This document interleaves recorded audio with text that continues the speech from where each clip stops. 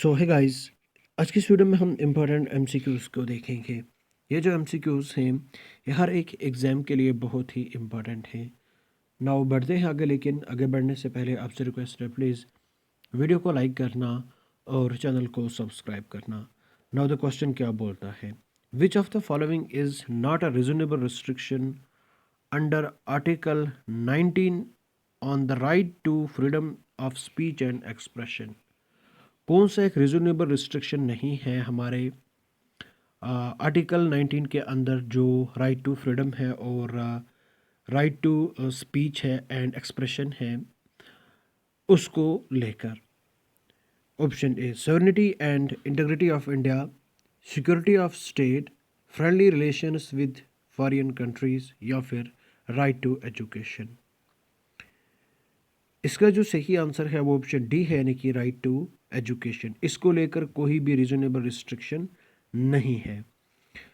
अगर हम बात करें आर्टिकल 19 की, तो इसमें हमारे पास freedom of speech and expression है, जिसको रीजनेबल रिस्ट्रिक्शंस लग सकती हैं in the interest of sovereignty, security of state, public order, morality, या और भी जो चीज़ें हैं उनको लेकर रीजनेबल रिस्ट्रिक्शंस लग सकती हैं।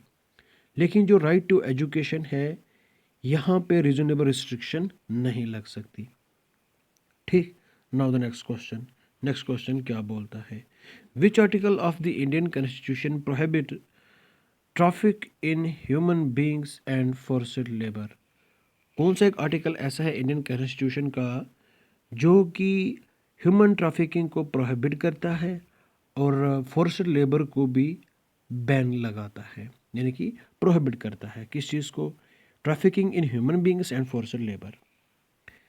तो इसका जो सही आंसर है वो ऑप्शन ए है, यानी कि आर्टिकल 23। आर्टिकल 23 क्या बोलता है, आर्टिकल 23 जो है ये प्रोहिबिट करता है human trafficking and forced labour को। ठीक है, ensures that no person shall be forced to work against their will. मतलब कोई बंदा किसी को फोर्स नहीं कर सकता कि आप ज़बरदस्ती ये काम करो जब उसकी मर्ज़ी नहीं होगी। ठीक है, बिना मर्ज़ी के कोई बंदा किसी को काम नहीं करवा सकता।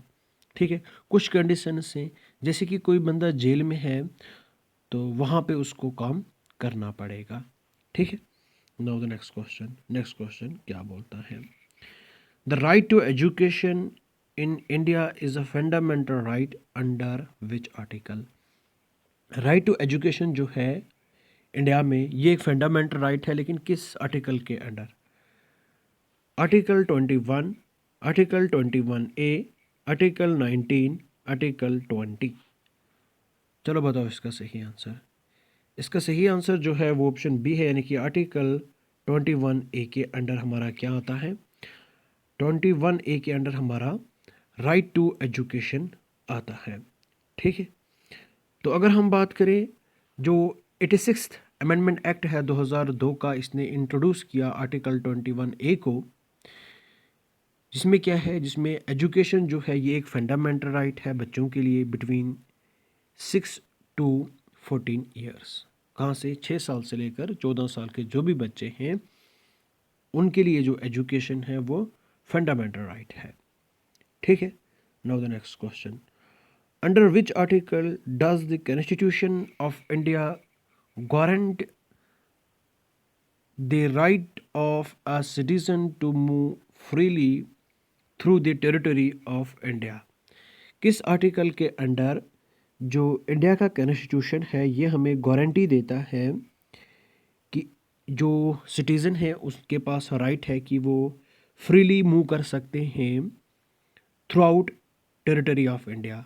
मतलब इंडिया की एक जगह से दूसरी जगह वो फ्रीली मूव कर सकते हैं, यानी कि कोई कश्मीर में है ये कन्याकुमारी भी जा सकता है, कोई गुजरात में है ये अरुणाचल प्रदेश भी जा सकता है, ये आसाम में भी जा सकता है, दिल्ली में भी जा सकता है, यूपी बिहार में भी जा सकता है, फ्रीली मूव कर सकता है, लेकिन रीजनेबल रिस्ट्रिक्शंस हैं। ठीक है, आर्टिकल 19, क्या ये आर्टिकल 19 हमें ये राइट प्रोवाइड करता है, आर्टिकल 20, आर्टिकल 21, या फिर आर्टिकल 22। तो अगर इसका सही आंसर देखा जाए तो वो आर्टिकल 19 है, ऑप्शन ए करेक्ट आंसर है। आर्टिकल 19 क्या करता है? ये हमें गारंटी प्रोवाइड करता है, ये हमें राइट प्रोवाइड करता है, एक फ्रीडम देता है किसके लिए? Right to move freely throughout the territory of India, लेकिन ये सब्जेक्ट टू रीजनेबल रिस्ट्रिक्शंस, यहाँ पे रीजनेबल रिस्ट्रिक्शन लग सकती है। कहीं पे हमारी मिलिट्री बेस होती है, वहाँ पे आम आदमी नहीं जा सकता। कोई स्ट्रेटेजिक पॉइंट है, वहाँ पे आम आदमी नहीं जा सकता। ट्राइबल एरियाज़ होते हैं, प्रोटेक्टेड एरियाज़ होते हैं, उनमें हम फ्रीली मूव नहीं कर सकते। ठीक है, नाउ द नेक्स्ट क्वेश्चन क्या बोलता है?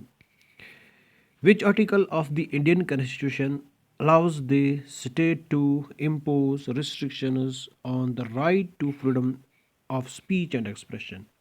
कौन सा एक आर्टिकल ऐसा है इंडियन कॉन्स्टिट्यूशन का जो कि ये अलाउ करता है स्टेट को, स्टेट मीन्स गवर्नमेंट, ठीक है, यहाँ पे स्टेट जो है वो गवर्नमेंट है, यहाँ पे स्टेट नहीं है, ठीक है, मतलब स्टेट नहीं है, ये क्या, ये आपको समझ कैसे आएगी आप?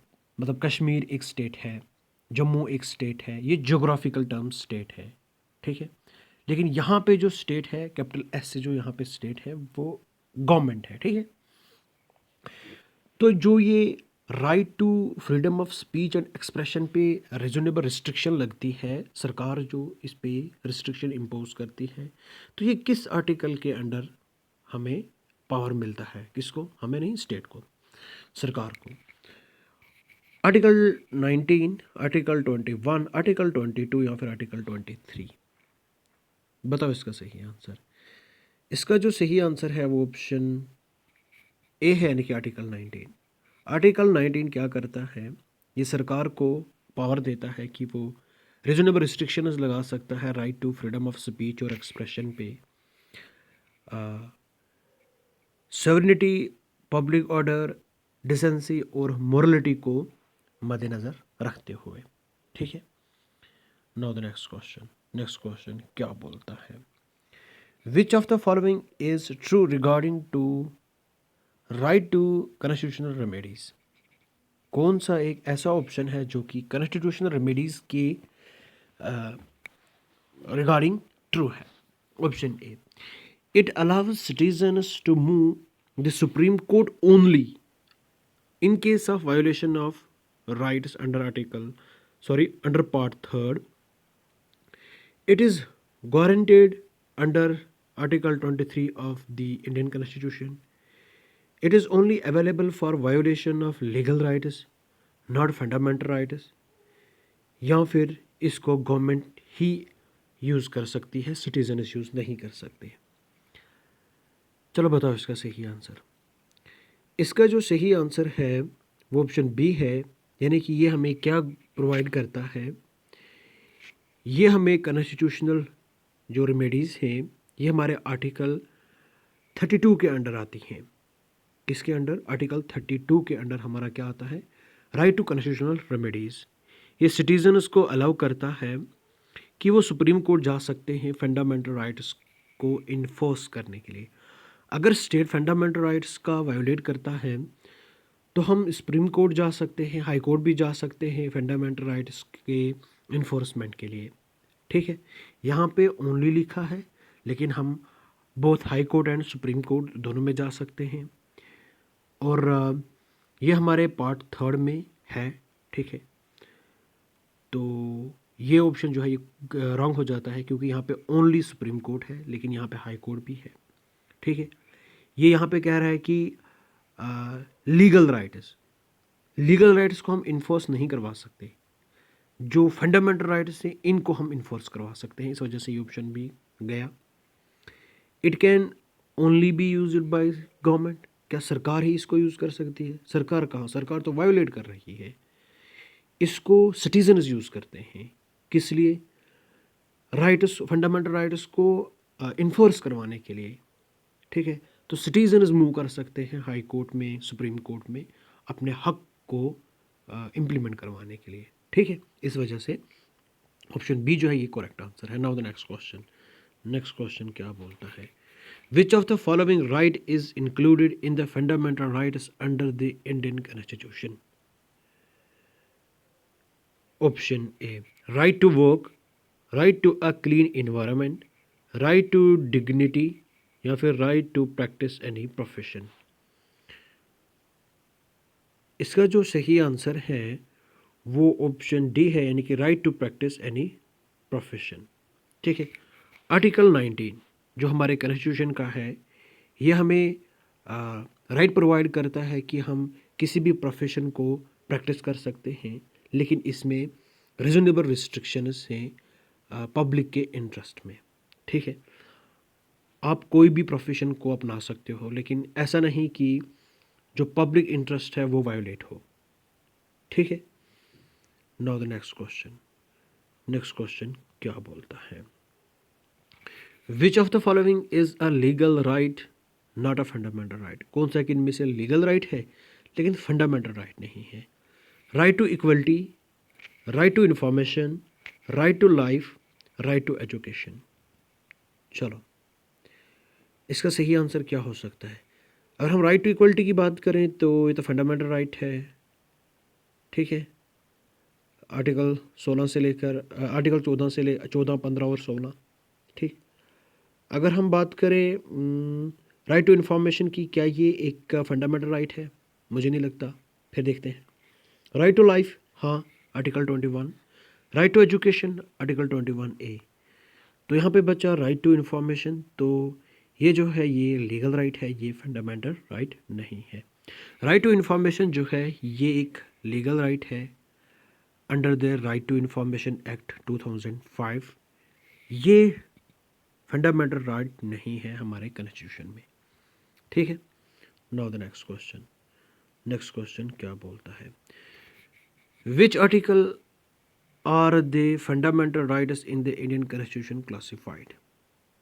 Under which article are the fundamental rights in the Indian Constitution classified? किस आर्टिकल के अंडर जो फंडामेंटल राइट्स हैं उनको हमने क्लासीफाई किया है?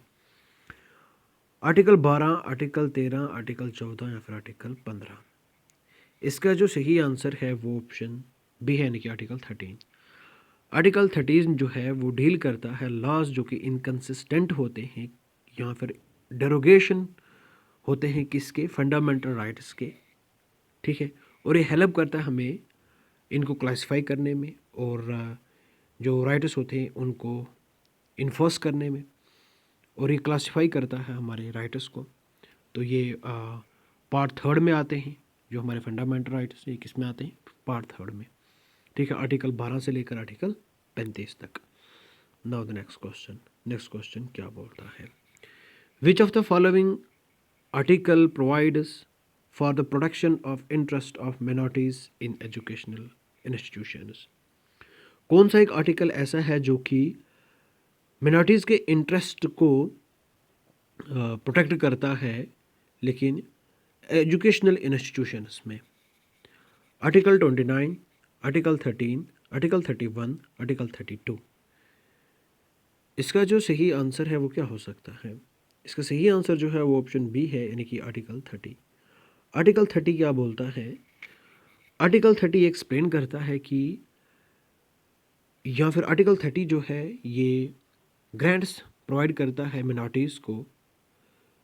क्या बोलता है कि जो मिनॉरिटीज़ हैं उनके पास हक है, वो एस्टैब्लिश कर सकते हैं, एडमिनिस्टर कर सकते हैं एजुकेशनल इंस्टीट्यूशंस को अपनी चॉइस के हिसाब से। इसमें लिंग्विस्टिक एजुकेशनल इंस्टीट्यूशंस भी आते हैं और रिलीजियस मिनॉरिटीज़ भी आती हैं। ठीक है। Now the next question, sorry, religious minorities और लिंग्विस्टिक मिनॉरिटीज़, मैंने बोल दिया था लिंग्विस्टिक इंस्टीट्यूशंस। ठीक है, करेक्ट कर लेना। Now the next question, which article of the Indian constitution grants the protection of right of persons detained under preventive detention? कौन सा एक आर्टिकल ऐसा है हमारे इंडियन कॉन्स्टिट्यूशन का जो कि पर्सन जो भी डिटेन और प्रिवेंटिव डिटेंशन से हमें प्रोटेक्ट करता है? ठीक है। आर्टिकल 21, आर्टिकल 22, आर्टिकल 23 या फिर आर्टिकल 24? इसका जो सही आंसर है वो ऑप्शन बी है, यानी कि आर्टिकल 22। आर्टिकल 22 हमें राइट प्रोवाइड करता है किससे? आर्बिट्रेरी अरेस्ट और डिटेंशन से इन सर्टन केसेस। ठीक है, इसमें हमारा प्रिवेंटिव डिटेंशन आता है। ठीक, नाउ द नेक्स्ट क्वेश्चन क्या बोलता है? Which article of the Indian constitution grants the right to equality before law? कौन सा एक आर्टिकल ऐसा है इंडियन कॉन्स्टिट्यूशन का जो कि ये बताता है कि कानून के सामने सब बराबर हैं, इक्वलिटी बिफोर लॉ?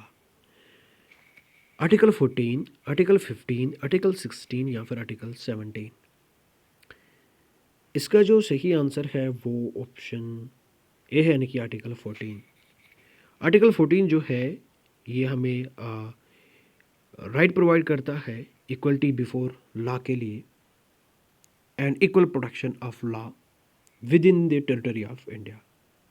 ठीक है, it ensures that all persons are treated equally by law. ठीक है, हर एक को इक्वली ट्रीट किया जाए कानून के मुताबिक, कानून के हिसाब से। कानून से बड़ा कोई नहीं है, कानून सबसे बड़ा है। ठीक है, now the next question, which of the following is not a ground for restriction on the right to freedom of speech and expression under article 19? कौन सा ग्राउंड ऐसा नहीं है जिसके थ्रू राइट टू फ्रीडम और स्पीच पे या expression पे रिस्ट्रिक्शंस लग सकती हैं या नहीं लग, सॉरी ऐसा नहीं बोलना है हमें। विच of the following is not a ground, कौन सा ग्राउंड नहीं है? ठीक है, security of the state, public order, morality या फिर प्रमोशन ऑफ साइंटिफिक नॉलेज? इसका जो सही आंसर है वो ऑप्शन डी है, यानी कि प्रमोशन ऑफ साइंटिफिक नॉलेज। अगर हम साइंटिफिक नॉलेज को प्रमोट करेंगे तो इस पे कोई रीजनेबल रिस्ट्रिक्शन नहीं लग सकेगी। ठीक है, तो अगर एक्सप्लेनेशन देखिए, जो ग्राउंड से रिस्ट्रिक्शंस के फ्रीडम ऑफ स्पीच और एक्सप्रेशन पे हमारे आर्टिकल 19 के अंडर इसमें क्या आता है? Sovereignty, integrity of India, security of state, friendly relations with foreign countries, public order, decency, इसके साथ साथ मोरालिटी, लेकिन प्रमोशन ऑफ साइंटिफिक नॉलेज इसके बेसिस पे रिस्ट्रिक्शंस नहीं लग सकती। ठीक है, बाकी जो चीज़ें हैं उनकी बेसिस पे रिस्ट्रिक्शंस लग सकती हैं। Now the next question, which article of the Indian constitution grants the protection of freedom of conscience and the right to practice, profess and propagate religion?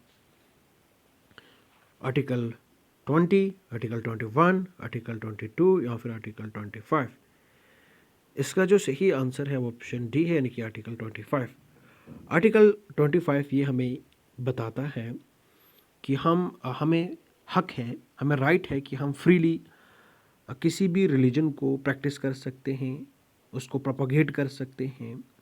ठीक है, लेकिन इस पे भी रिस्ट्रिक्शन है, ये subject to public order, morality and health. ठीक है, नाउ द नेक्स्ट क्वेश्चन क्या बोलता है? Which of the following is a directive principle of state policy and not a fundamental right? कौन सा एक directive principle of state policy है लेकिन फंडामेंटल राइट नहीं है? Right to education, right to work, right to property, right to equality? तो अगर देखा जाए राइट टू एजुकेशन ये तो फंडामेंटल राइट है under article 21A। Right to work का क्या लगता है आपको? राइट टू प्रॉपर्टी जो है ये एक लीगल राइट है आर्टिकल 300A के अंडर। पहले तो ये 31 था, फिर हमने इसको रिपील कर दिया।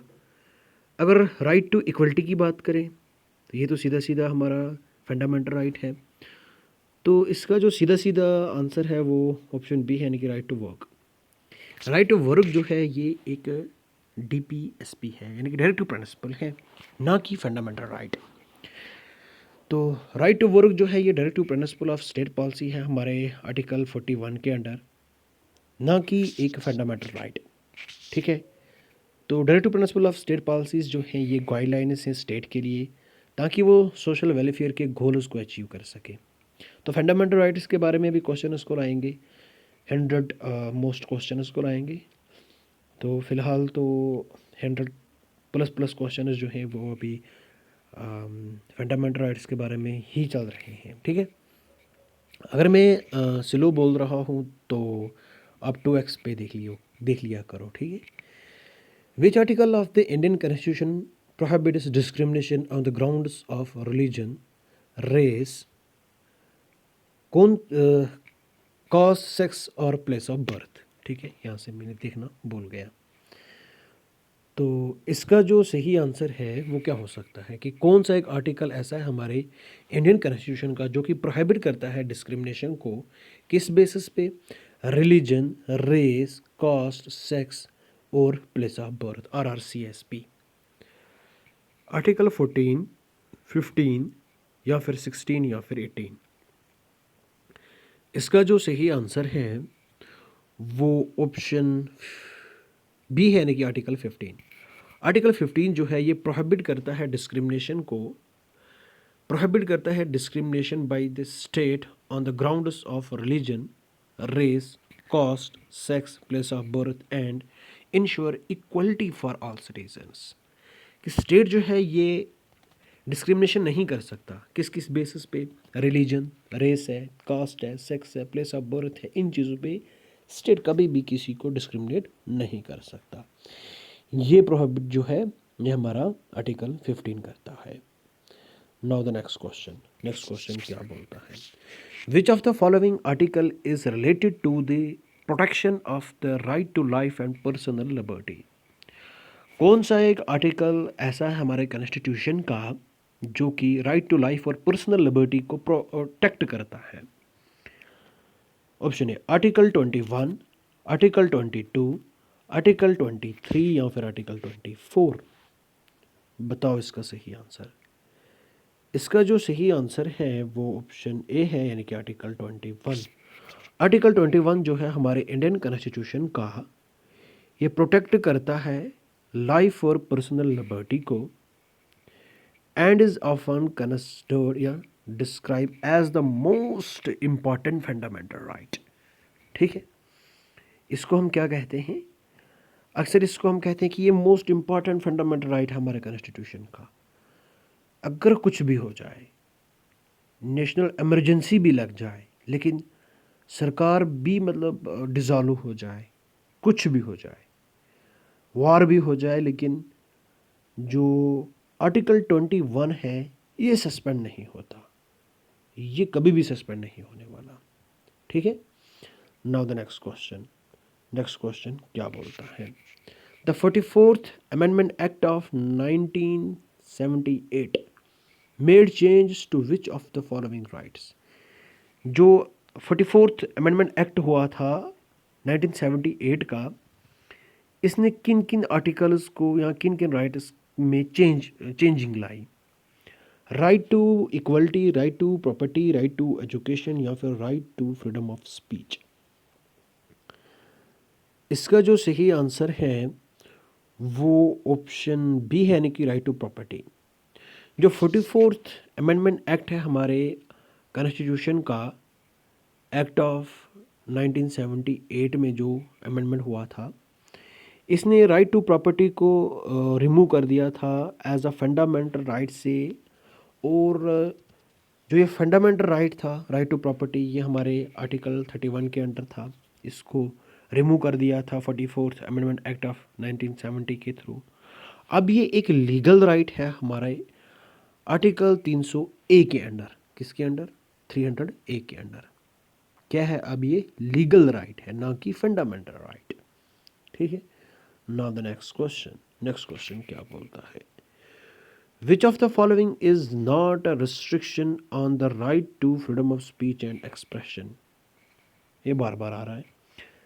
Security of the state, friendly relations with foreign countries, morality, right to personal freedom. तो इसका जो सही आंसर है वो ऑप्शन डी है, यानी कि राइट टू पर्सनल फ्रीडम, ठीक है। इस बेसिस पे क्या हो सकता है, रिस्ट्रिक्शन नहीं लग सकती, ये ग्राउंड नहीं है।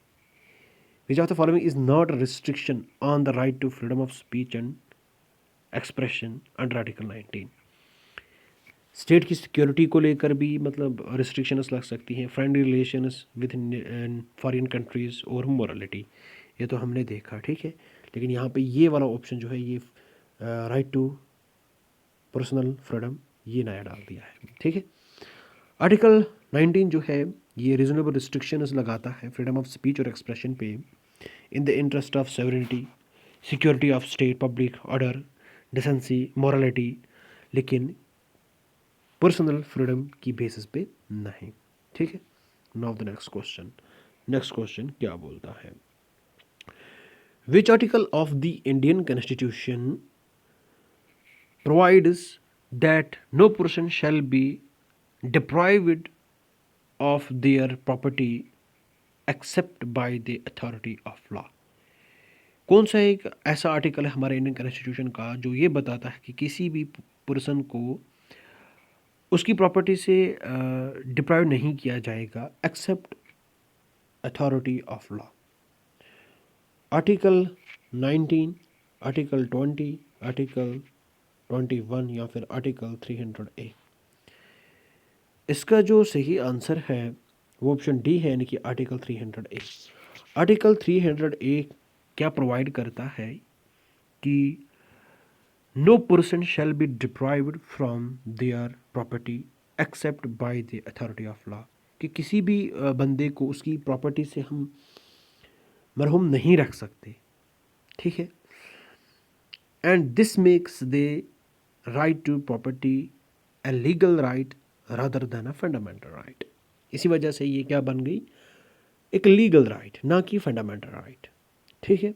नाउ द नेक्स्ट क्वेश्चन क्या बोलता है, एक minute, which of the following is a fundamental duty under the Indian constitution. कौन सी फंडामेंटल ड्यूटी है इंडियन कॉन्स्टिट्यूशन के under, right to free speech, duty to uphold the constitution, right to education, duty to vote।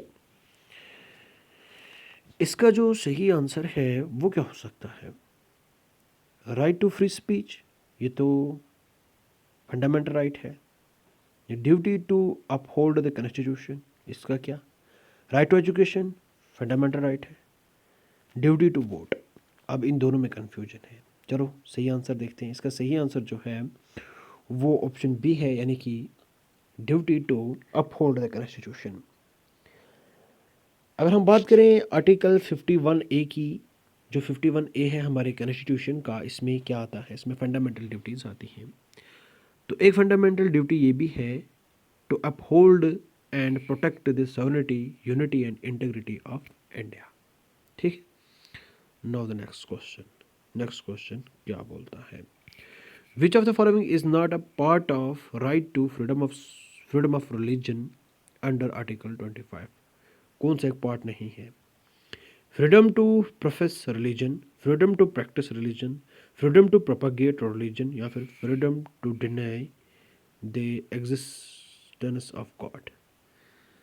Sorry, चलो इसका सही answer क्या हो सकता है, इसका सही आंसर जो है वो ऑप्शन डी है, यानी कि freedom to deny the existence of God, ठीक है। ये आर्टिकल 25 का पार्ट नहीं है। तो आर्टिकल 21 जो है ये हमें फ्रीडम देता है कि आप किसी भी रिलीजन को प्रोफेस, प्रैक्टिस, प्रोपागेट कर सकते हो, ठीक है। तो लेकिन but it does not specifically protect the right to deny the existence of God. ये एक राइट ये नहीं प्रोवाइड करता। कौन सा, कि आप कह भी सकते हो कि गॉड है या नहीं है, इसका कोई मतलब ऐसी प्रोटेक्शन नहीं है। कोई अगर कहना चाहता है कि गॉड नहीं है तो इसकी प्रोटेक्शन नहीं है, इसकी प्रोटेक्शन नहीं है, ठीक है।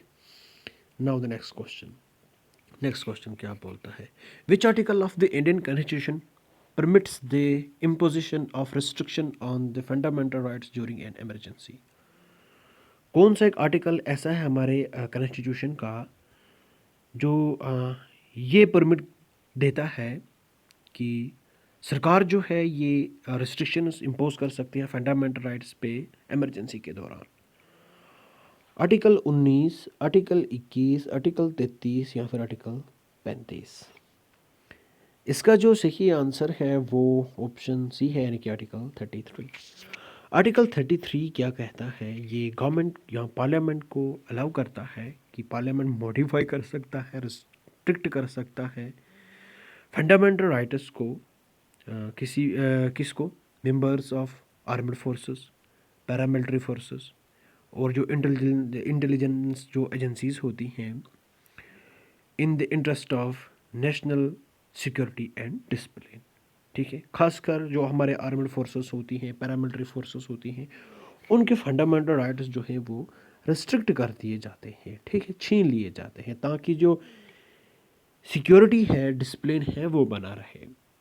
ठीक है, नाउ द नेक्स्ट क्वेश्चन क्या बोलता है, which of the following right is explicitly guaranteed to Indian citizen under the constitution of India. कौन सा एक राइट ऐसा है जो कि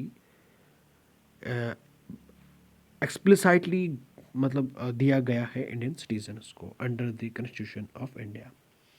right to property, right to an clean environment, right to a free press या फिर राइट टू एजुकेशन।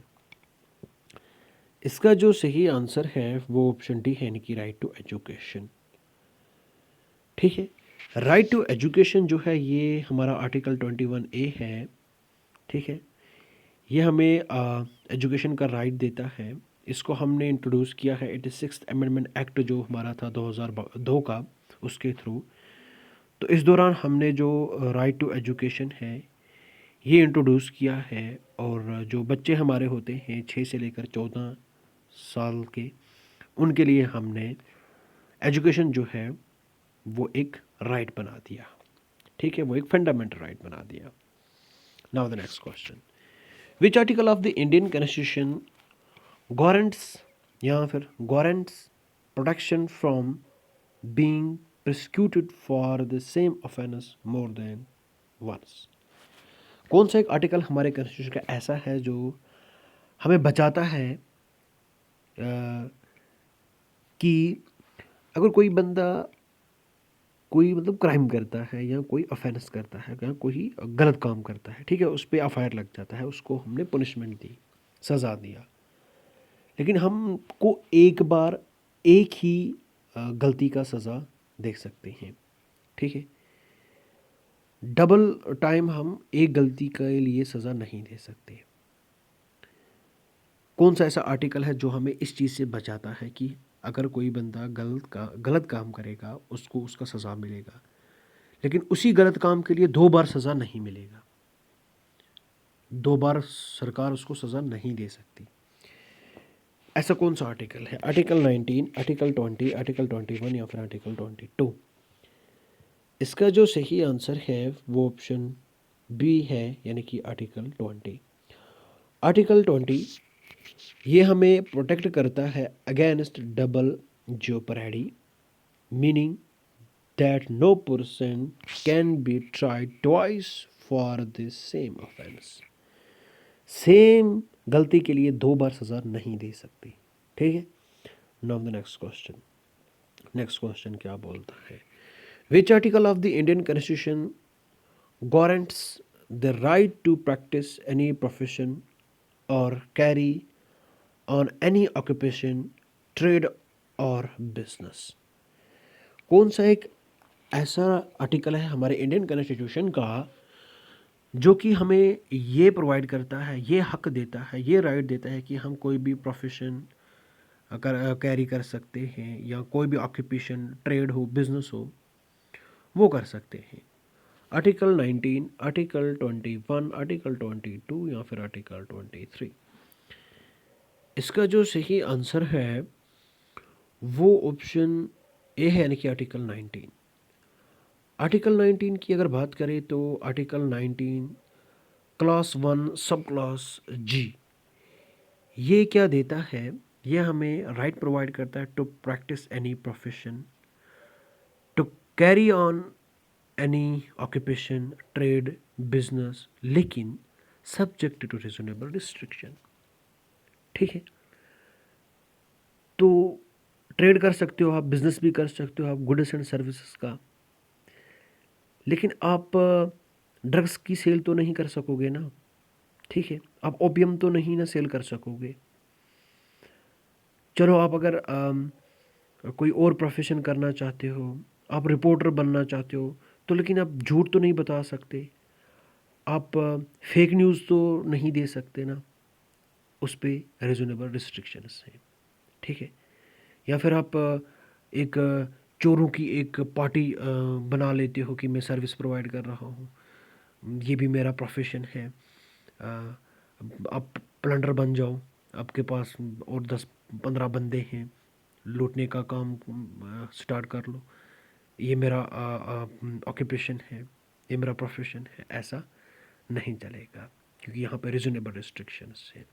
ठीक है, नाउ द नेक्स्ट क्वेश्चन क्या बोलता है। मैं शॉर्ट में बता रहा हूँ, मैं उतना डीप नहीं जा रहा हूँ, ताकि हमें एक रिवीजन करनी है, आर्टिकल्स याद रहें, जितना ना उतना हो सके आर्टिकल्स याद होने चाहिए हमें, बस, और हमें कुछ नहीं है। Which of the following article is associated with the prohibition of child labour under Indian law. कौन सा एक आर्टिकल ऐसा है जो कि चाइल्ड लेबर को प्रोहिबिट करता है? Article 23, article 24, article 25, article 26। इसका जो सही आंसर है वो ऑप्शन बी है, यानी कि article 24। Article 24 prohibits the employment of children under the age of 14 in factories, mines और अदर हजार्ड्स ऑक्यूपेशंस। आर्टिकल 14 जो है ये प्रोहिबिट करता है बच्चों की एम्प्लॉयमेंट को जो कि 14 साल के अंडर हैं, किन फैक्ट्रीज़ में और माइनस में, जो हजार्ड्स फैक्ट्रीज होती हैं, हजार्ड्स माइनस होती हैं, जैसे कि रैट होल माइनिंग है। ठीक है, तो ऐसी ऐसी चीज़ों में जो बच्चे हैं उनको काम नहीं करने देता। कौन? आर्टिकल 24। ठीक है, तो हर एक आर्टिकल को मैंने कवर किया है, हर एक आर्टिकल को हम बराबर, फंडामेंटल राइट्स आर्टिकल 12 से लेकर आर्टिकल 35 तक। ठीक है, तो देख चुके हम, 12 भी देख चुके हैं, 13 भी इसमें आ चुका है, 14 भी इसमें आ चुका है, 15 भी आ चुका है, एक वीडियो इससे पहले बनाए 16 भी इसमें आ चुका है, 17 भी, 18 भी, 19 तो बार बार आ रहा है, 19 तो इम्पॉर्टेंट आर्टिकल है।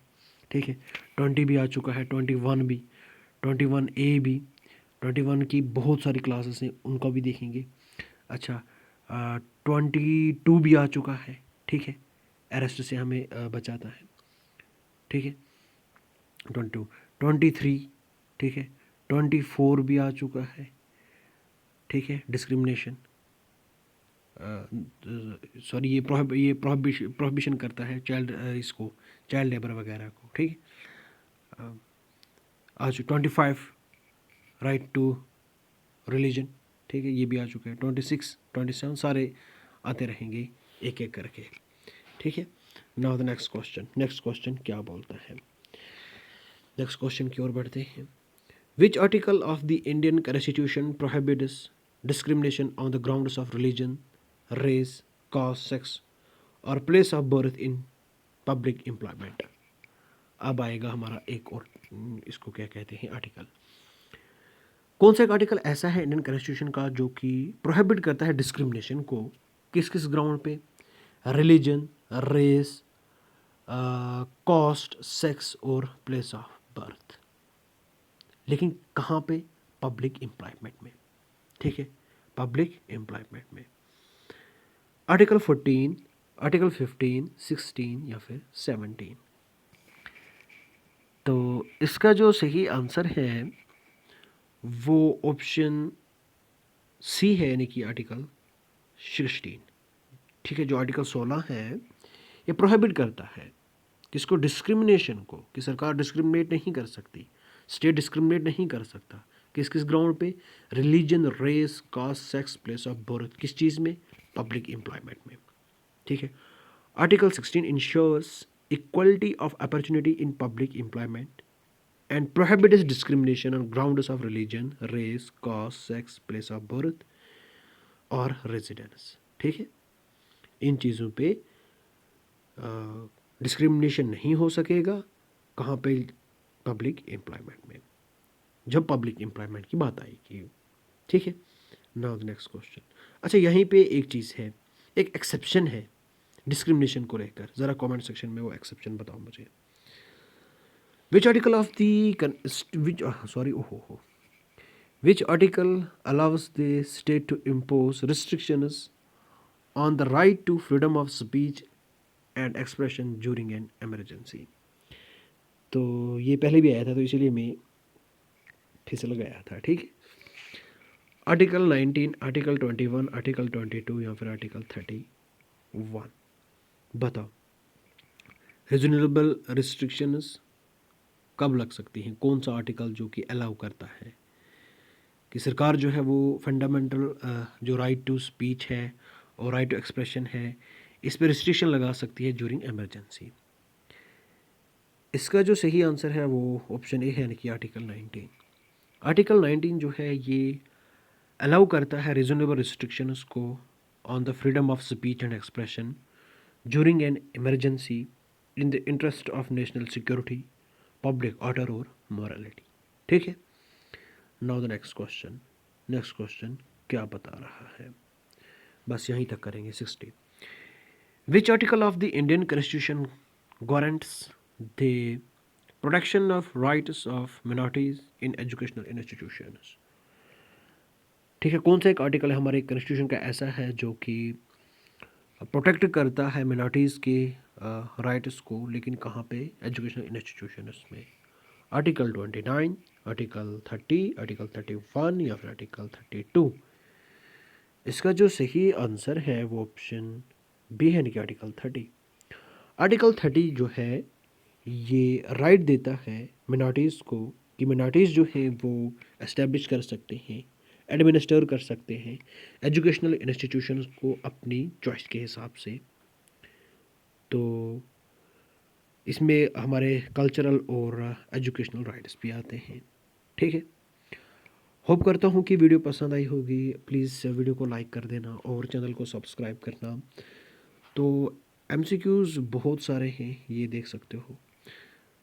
तो वीडियो थोड़ी लेंथी हो जाएगी, ठीक है, कोई देखेगा भी नहीं फिर। तो इस वजह से यहीं पे स्टॉप करते हैं। अब पता नहीं मैं कहाँ पहुँचूँगा, यहाँ पे कोई इन्फिनिटी है। ठीक है, तो वीडियो को लाइक करना और चैनल को सब्सक्राइब करना। Thank you and bye bye, have a nice day, take care.